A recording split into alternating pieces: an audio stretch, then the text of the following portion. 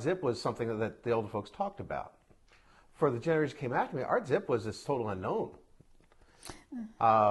Donald spoke of Zip Speedway, or Zip Speedrome. No, nobody knew it was Zip Speedrome. It was Kitley, or Speedrome. That's right, yeah, Kitley. And so or that Zips. period, the Sexton's period, the tie-in with, here is Faye Warriner. Her husband spent the war years, and just after the war years, chasing all over the country, and then down to Australia in this little open cage deal, watching his buddies die left and right, and comes back still loving it and wanting to own a racetrack. And you chase that dream in all those years, and you finally get your racetrack, and you find out there's a toilet's been clogged. That's a whole different story. It's all exciting manly stuff before, but now, somebody's got to go clean those buckets in the ladies' bathrooms. Oh, that was terrible. And that's part of what our this is biggest about. thing. I understand. But the way we would like to start out is very simple, because somebody's going to want to be seeing this. It might be 50 years from now, and your great-great-great-grandkids are going to sit there and go to the museum, and they're going to see this tape playing. And we're going to start off with you saying very simply, I'm Faye Warriner. I was the wife of track owner Leroy Warriner, and I've been going to the Speedrome, or first time Speedrome, whatever, in blankety blankety blank. And then we'll go into a question of, tell us about Faye and Leroy growing up and starting racing, and how you ended up at the Speedrome. And you just let you go from there. Oh, boy. Okay. You want to give it a try? Oh, I'll give it a try. So you're going to start with, I'm Faye Warriner, wife, former track owner Leroy Warriner. And are we ready, guys? Okay. Okay, my name is Faye Warriner, and I was married to Leroy Warriner, who was a professional race car driver, and he still drove at the time that we got married, and he drove, for many years, in fact. I worked at Eli Lilly, and he was always saying, you should quit your job, and then that way we can go to Florida in the wintertime. And I had often told him, I said, I'll never quit my job as long as you race, because if something happened, then I would be without a job. So I continued to race all that time. Continued to work all that time. And so then finally he got involved with Gene Hartley, and they had a chance to lease the Anderson racetrack, and we did 2 races there, which was just murder for Carolyn Hartley and myself. We had nothing. We were trying to count out ticket money, and the man from USAC was there, and he was wanting 40% of the money, and he wanted to see how many tickets we sold. It was just as though they didn't believe it. It was just terrible. So then, anyway, Gene and Leroy thought it was just great. They just thought it was great, but they were outside just kind of talking to everybody, making goodwill. So anyway, we went back home, and after we had the opportunity then Leroy went to Australia, and he made that his last race over there. And so then he came back, and they had a chance. They called Earl Sexton, who had called Leroy many times during the winter time, to come and maybe lease the racetrack, because the present man that was leasing it would tend to get behind in his his weekly payments. And Earl was getting to the age he didn't want to have to go through that. So anyway, Leroy had told him no all the time, but this time he called him and he said, he says, we're kind of interested in leasing the racetrack. And he said, we've had a chance, he said, with Anderson, and we see what it's like, and we think we can do all right there. And he said, so he said, Gene and I would like to, be partners and lease it. And Earl said, well, that'll be fine. He said, I'd like to have you. And he says, you pay me every week. And they said, how much will we have to pay? And he just didn't bat an eye. And he says, I want $1,000 every week. He says, from, I think probably the start of April until when children went back to school in September. Because then, end of September, no matter what you put out that racetrack, you were not going to get a crowd, because they spent their money at the racetrack during the summertime, and then come wintertime, the children had to go to school. So anyway, that's what we did. That's how we got the Speedrome, and we had it for quite a few years. We leased it, and then came the, let's see. We didn't have too much to do with Art. Zip, he was the one that was running it when Earl Sexton said that we could lease it. So it was kind of hard. Did not realize it was the same Art Zip, but it was the same Art Zip that lived across the street from me when I was a little girl, and he and his wife Margaret and their daughter Judy lived over there, and oh, they were just a wonderful family. And Art worked for Kip Brothers downtown. Great, great salesman. I guess he was their leading salesman every year that you could think of. And he was always bringing things home, samples, salesman samples and things like that. He'd bring it home to Judy and myself, and we thought it was just like Christmas all the time, because then sometimes he'd come in with a lot of balloons, anything that he'd left over from the day or the showcase. And so he was really just great. And then, I don't know, I can't really remember. It doesn't seem to me like they moved away, but yet we kind of lost track of them somehow or another. And then I didn't realize, then never really associated Art Zip Speedway, you know, with the Art Zip that lived across the street. But evidently found out it was the one, but I never saw him because we really didn't go out there too much. And so then when this chance came up, Leroy and, let's see, how was it now? Leroy,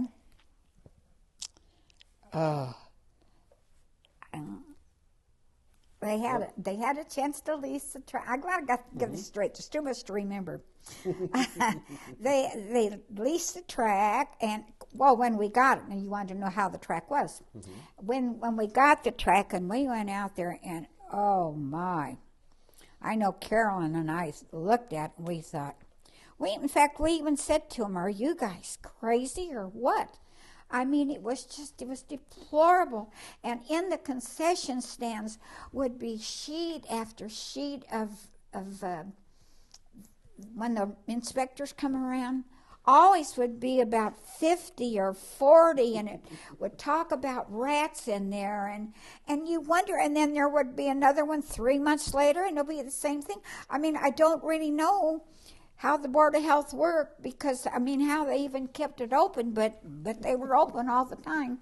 So anyway, at that time, we took over the concessions, and the story behind us taking over the concessions was they told Leroy that not to worry about that the man that did the concessions for out to the state fairgrounds and the Coliseum and things like that, and I believe his name was Cookie, and it says every year he would come to Art and he would pay him $10,000, and then he would have the concessions and Art wouldn't have to worry about it. And so then Leroy said, "Well, anybody's going to give you $10,000 for the concessions," he says, "that must be pretty lucrative." He says, "So I think maybe we better keep the concessions." So then that's what we did. Then we had to call in lumber guys, and they had to tear everything out and put in new front concessions back, and built back concessions, beer stands, popcorn stands. They had a lot to do. And but it was really nice when they got all through and met the Board of Health standards. In fact, we got good grades all the time that we were out there, all the time. And sometimes I said, "Why don't we get 100?" Because we would get 98 and 97 and a lot of times.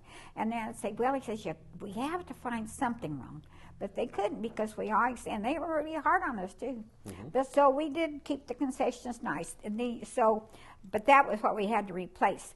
The restrooms were outside John's, and they were terrible, and you could start to walk and you would probably get 500 feet away and you could smell them. And we knew that we couldn't open up a racetrack like that. That was terrible. So what we did, we went down and we found out what we had to do and what we would have to do, because I don't think there was any sewers out there. The sewer was going to be quite a way on the other side of 52. We would have to hook into that. So anyway, the man from the Board of Health tells us what we have to do. And we get all that done, and we get new big round septic tanks in, put in 3 septic tanks, I think, and did all that. And hooked up across the street, which cost us a lot of money to hook onto that sewer. And we go to open up that next night, and the next night was a big race when we were doing that. And another man from the Board of Health came down, and he said, "I have to shut you down. And Leroy said, what for? And he said, well, because you are close now to the septic, the sewer line. You have to hook up to that, and you have to have all this done, do away with the well, I thought Leroy was going to just, I couldn't tell you what he did. He did go down to the Board of Health, though, and he threatened to throw the guy through the window. I'll never forget that. And our attorney said, no, you just be a little bit quiet about it. He said, we'll take care of it and everything like that. So what he did, he took one of our, he had a swimming business, so he had him bring a backhoe out there. And as long as they had just taken one scratch of dirt, that meant that they were starting on it. And so that's how they did it. And they did get it done, and they could put in the septic tank. They put it up to the sewer across the street. But then in later years, we got some of that money back because a couple businesses came in, and they had to hook up. So then they had to pay us money to hook on to the part that we had put in. So that was about what I can remember about what we had, the biggest things when we got the Speedrome that were, after that then it was a matter of 24-hour work on the grandstands. The grandstands were in terrible shape. And one time when we had, a year or two after we got it, we had, they went to the USAC office. Well, it wasn't USAC at that time, it was 3A, I guess. And they talked to them about having the midget race the night before the 500. And so they said, well, yeah, they didn't see why not, because it had been running, I think, at Kokomo or Lafayette or something. It was kind of far away, and they really wanted it in Indianapolis. So they had that fixed up, and so we started advertising, and we had advertising all over, and we were selling tickets, and it was really coming in really good.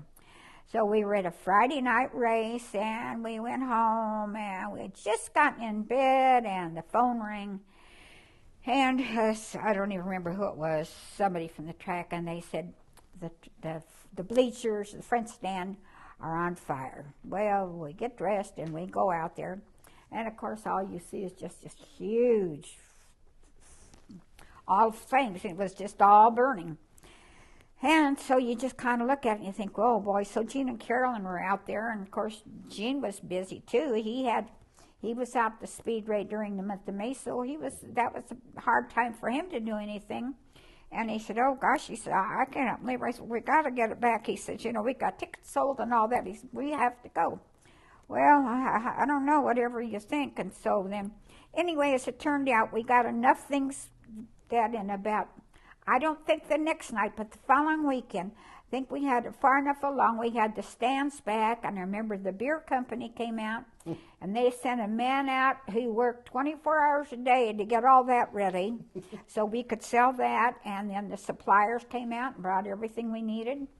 And it just really worked out fine, and we were able to have the race the night before the 500, and it was okay. Leroy went over to how are we going to get everything done that quick, because it was just a matter of time, and the whole grandstand went. And across the street, I can't think of the name of the company, it was a concrete company. They poured a lot of things for bridges. That was it, for bridges, and something else, I forget what. But anyway, so when Leroy went over there and wanted to know how often they could pour these things, and I think they could do maybe 4 or 5 or something like that every 24 hours.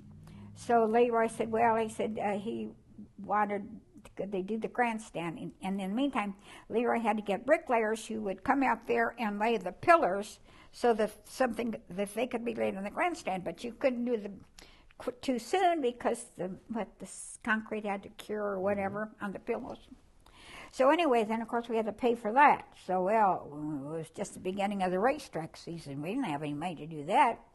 So then he went to the bank, and our bank in Broadrupple was very nice, and we had banked there a lot of years. And Leroy told me, he says, well, we had to borrow some money, he says, to pay for that. And when we just put the house up for collateral, when he built the house, we didn't owe anything on it, which made it nice. So they gave us some money for that, and we went back, and boy, he was over there every day counting to be sure that they had enough done.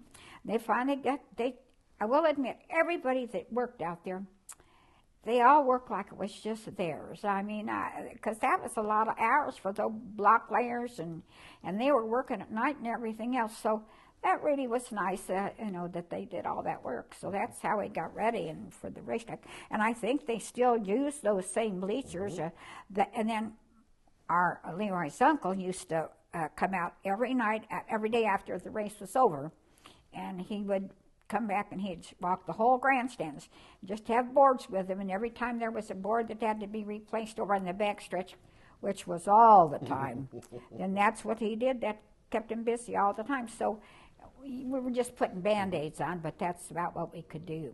What was Faye's job? Faye's job never changed much. I don't know how it was when we got started.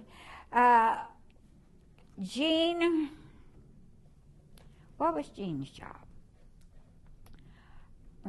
I really don't remember what Jean's job was. I guess getting the rules and things like that. Leroy's job was talking to the drivers and then standing out in front and talking to the people as they came in. And I mean, if he wasn't out there, you ever, where's Leroy? Where's Leroy? I mean, it just was like he wasn't there. Carolyn.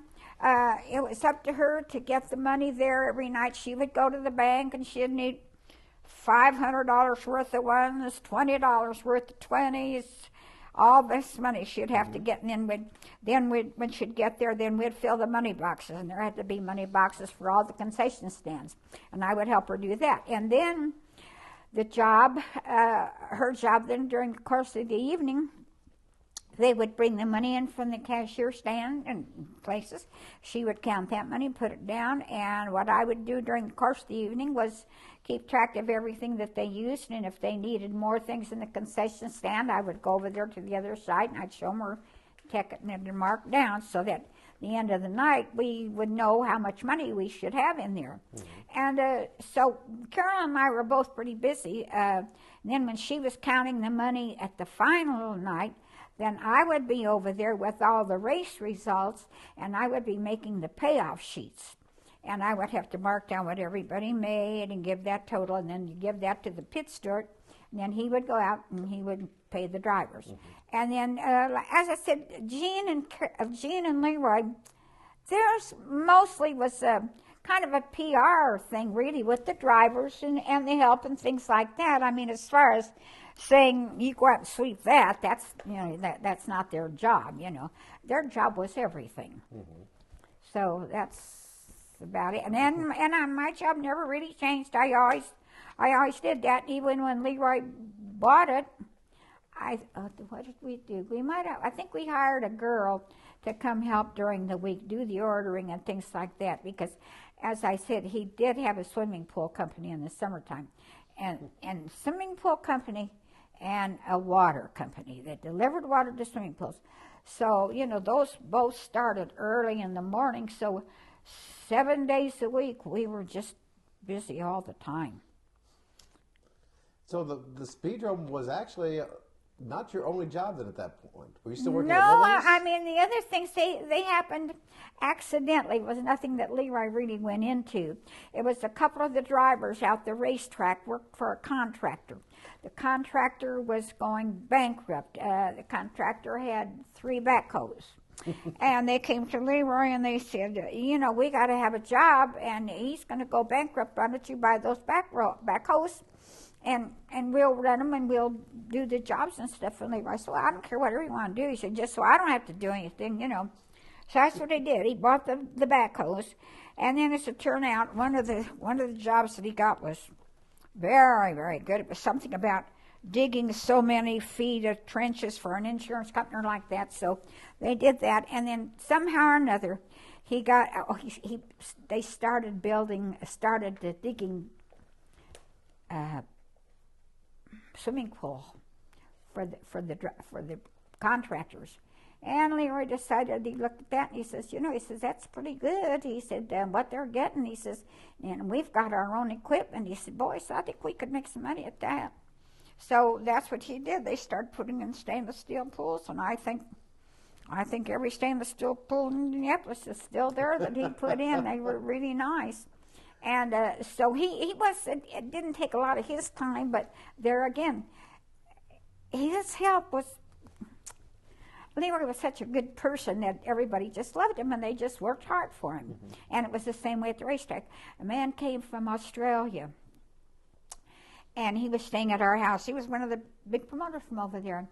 And they were out there because early in the evening there was really nothing for Leroy to do. But I had to get there early and Carolyn did too because we had a lot of things to get ready for.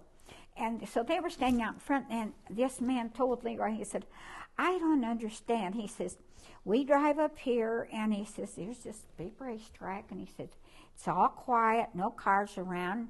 And he says, Faye goes in and she goes to work and he says, you stand out here and then race cars start coming and they're going down the pit entrance. He says, you're still standing up here and watching and you talk to people and more cars are coming. He says, and I've never seen you do anything yet except just talk to people. And Leroy said, that's because, he said, we have good help. He said, everybody in that pit area, they all know their jobs. They know how I would do it. He says, they know I'm here if they have problems. But he said, I take their knowledge as they're very good. And he said, once in a while, a driver will come up and complain, you know, or you'll have to bar somebody. Then that's kind of bad. But he says, you have to do that because it was pretty bad when we first took it. When we always had 2 deputies out there. We took my file drawer was full of brass knuckles and knives. Had a big collection of that they would take out, and, you know, then we said, well, that couldn't be allowed in the pits, you know.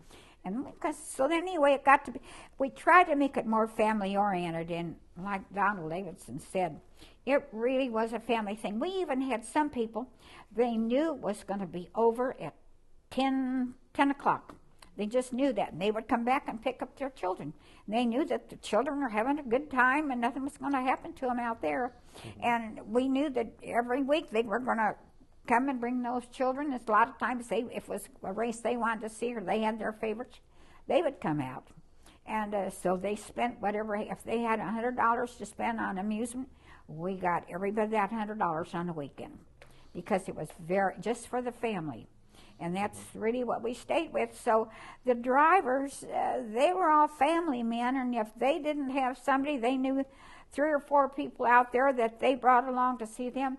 And especially the one race we had, it got to be a very big thing all over.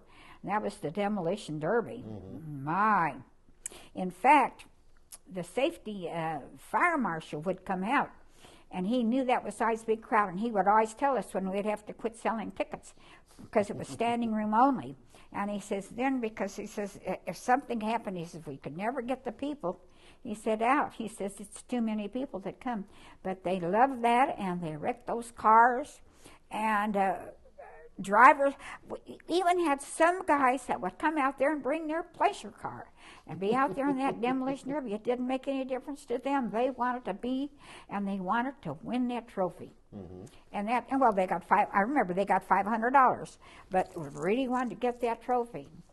And there again, a lot of the drivers in the last couple of years, I can't remember what the problem, there was some kind of problem with our regular drivers, with the figure-8 drivers. And I don't know, they were giving Leroy a fit. So toward the end of the year, and Leroy said, I really don't care. He said, what you gonna do?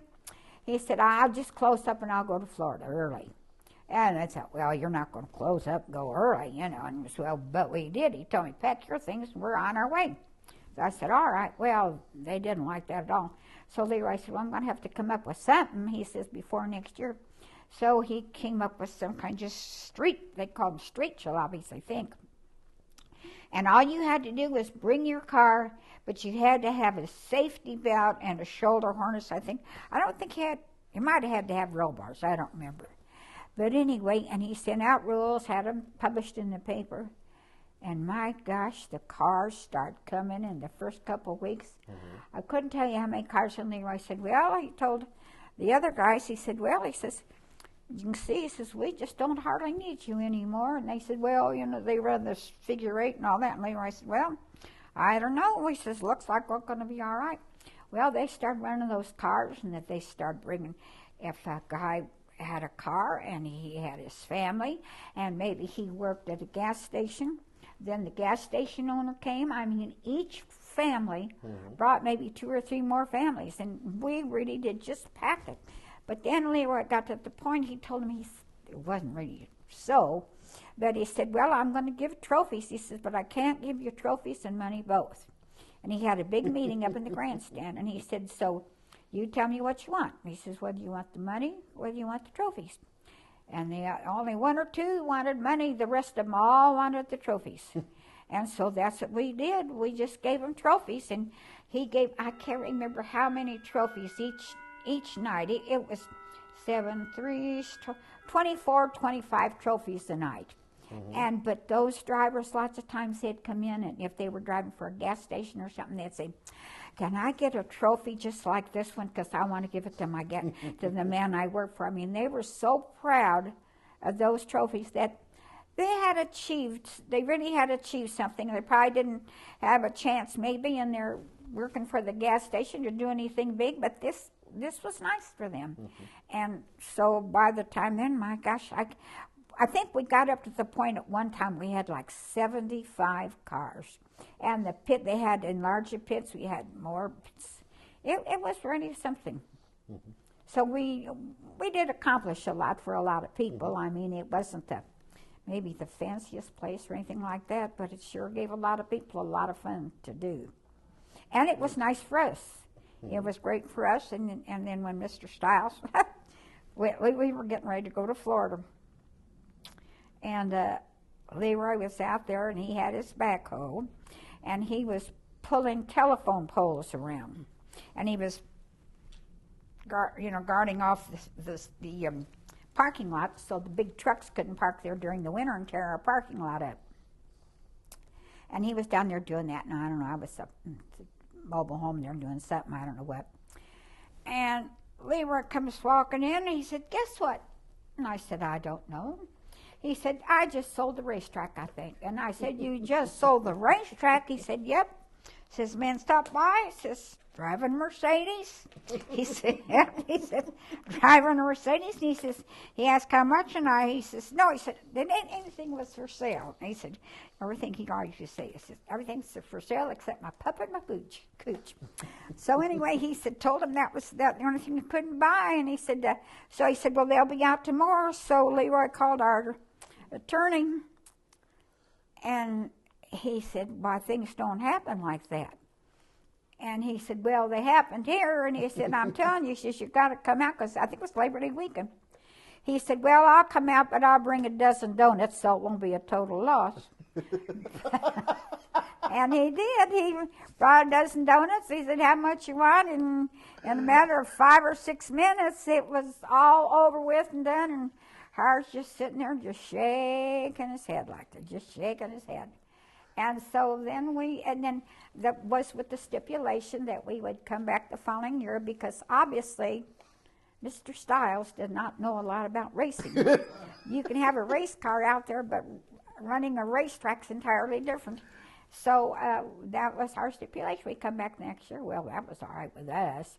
And then right away we sent a notice to all the help and everything that we had sold the track, but we would be back next year, and we hoped that most of them would be back, or any of them that he needed to help run the racetrack. So I think it was a pretty smooth transition, and then gradually then he started coming in with his own ideas, which were, I would say, more modern than ours, because of younger things like the computers and the scoreboards and things that actually when we first took over, we didn't know how to do that, and I don't think anybody that worked with us knew how to do it. So, then he was able to make his transition, and it was all smooth, and I think everybody loved it. It must have been all right, because then those other men came in and wanted to buy it, and so they ran it for a while, so it was still a racetrack, and it was still Art Zips Speedway, though. It didn't make any difference who ran that racetrack. It was still Art Zips Speedway. Yes, ma'am. That was, I can't, anything else you might want to know? I was going to take off mine here for that. I think so. I think you did a whole lot better than you've ever dreamed you'd do. Oh, well. Oh, well, there's a lot Thank more you you. can think of, but, you know, it's, I'm just I glad. told you I Steph- wasn't going to talk much. And you had no problem, did you?